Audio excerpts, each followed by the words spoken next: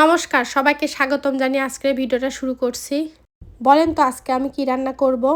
আজকে আমি রান্না করব কলমি শাকের চচ্চড়ি। কেউ কি কখনো খেয়েছেন কলমি শাকের চচ্চড়ি? আমরা টাঙ্গাইলের মানুষ চচ্চড়ি ছাড়া কিচ্ছু বুঝি না। আমাদের প্রতিদিনের খাবারের তালিকায় চচ্চড়ি একটা পদ থাকতে হবে, সেই কথা আমি আগেও বলেছিলাম।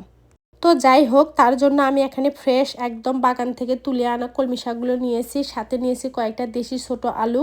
সমস্ত কিছু কেটে বেছে ধুয়ে নিয়েছি।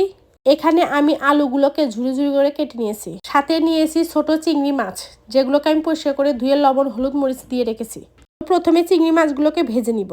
তো চিংড়ি মাছগুলো ভাজা হয়ে গেলে নামিয়ে সেই একই কড়াইয়ে আরও কিছুটা তেল দিয়ে দিব ঝালের জন্য বেশ খানিকটা চেরা কাঁচামরিচ। এরপর দিয়ে দিব ধুয়ে রাখা সেই কলমি শাক। দিয়ে দিব পরিমাণ মতো লবণ, হলুদের গুঁড়া, সামান্য একটু মরিচের গুঁড়া। এখন চুলার জাল মিডিয়াম টু লোয়ের মাঝামাঝি রেখে শাকগুলোকে একটু সময় নিয়ে নেড়ে চেড়ে ভেজে নিতে হবে। খেয়াল করতে হবে যেন চচ্চড়িতে কোনো জল না থাকে। এবারে দিয়ে দিব সেই ভেজে রাখা চিংড়ি মাছগুলোকে। এখন খুন্তির সাহায্যে সমস্ত কিছু একসাথে মিশিয়ে নিব। তার একটু পরে দিয়ে দিব থেতো করা রসুন।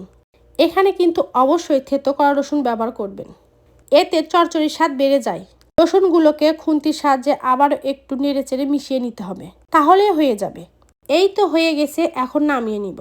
দুর্দান্ত স্বাদের একটা রেসিপি বলা চলে, খুবই মজা হয়ে থাকে এটা, যা বলার বাইরে রাখে না। আপনারা একবার হলে এভাবে বানিয়ে খেয়ে দেখবেন কতটা মজা হয়ে থাকে।